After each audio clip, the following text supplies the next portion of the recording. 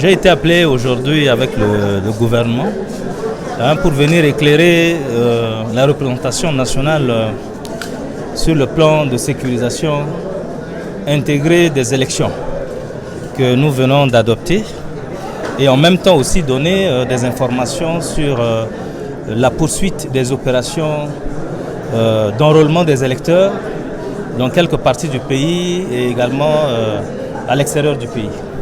Alors ce qu'il faut retenir, c'est que le plan de sécurisation des élections est un document que nous avons qualifié d'intégré puisqu'il a été conçu par le gouvernement, la MINUSCA, l'UTM, le ministère de la Défense nationale. Donc il y a plusieurs entités qui ont conçu ce plan de sécurisation intégré des élections. C'est un document qui répond aux menaces, à certaines menaces qui sont identifiées au plan politique, au plan sécuritaire, au plan de la logistique et qui risquent de compromettre le bon déroulement du processus électoral. Donc en fait, il s'agit d'une disposition que nous avons prise pour assurer au mieux le bon déroulement du processus électoral. Nous avons fait de telle sorte que ce plan de sécurisation intégré ait des organes qui puissent en assurer la coordination.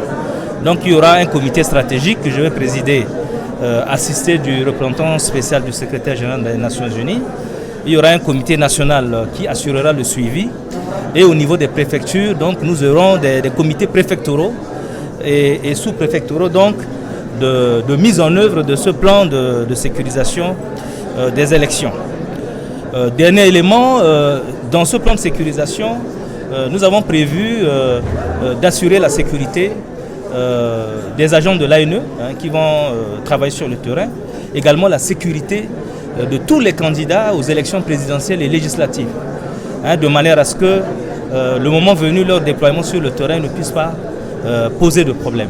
Donc en tout cas, c'est un outil dont la mise en œuvre nous aiderait à organiser donc, des élections justes, transparentes et crédibles.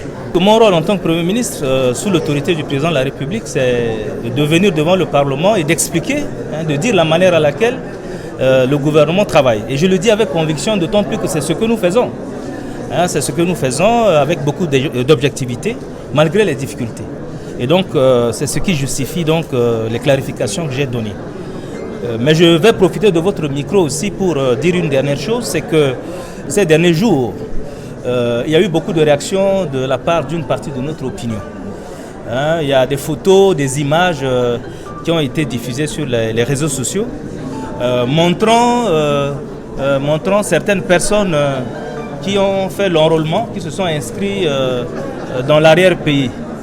Et ça a suscité donc de la controverse, ça a suscité donc des débats. Et j'ai profité aussi de l'occasion pour dire aux députés que cette question, je m'en suis intéressé.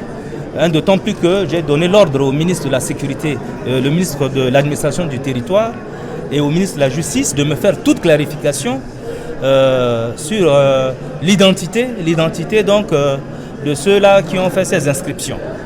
À la date d'aujourd'hui, donc, j'ai les rapports donc, de ces ministres que je remettrai à l'autorité nationale des élections qui a la responsabilité de vérifier les pièces des électeurs qui s'inscrivent à l'occasion de l'enrôlement, qui aura aussi la possibilité de donner des réponses à l'occasion des réclamations qui pourraient intervenir donc, après l'affichage des listes, les listes provisoires électorales, et puis aussi au niveau juridictionnel, il y a le contentieux.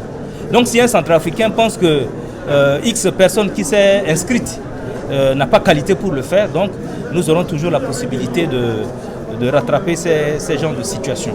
Mais je dis, au nom du gouvernement et sous l'autorité du Président de la République, que les étrangers ne doivent pas voter en République centrafricaine. Seuls les Centrafricains sont autorisés à voter. J'entends par Centrafricains ceux qui sont Centrafricains par filiation, c'est-à-dire qui sont nés de père ou de mère centrafricains, ceux qui sont Centrafricains par d'autres moyens légaux, Par exemple, ceux qui sont nés ici, qui ont grandi et qui, à leur majorité, ont acquis la nationalité centrafricaine. Ceux aussi qui sont devenus centrafricains par voie de naturalisation, soit par l'effet du mariage ou lorsqu'ils l'ont demandé, ils l'ont obtenu conformément à la loi. Donc, je veillerai sous l'autorité du président de la République à ce que les dispositions du code électoral, en ce qui concerne la question de la nationalité des électeurs, soient respectées.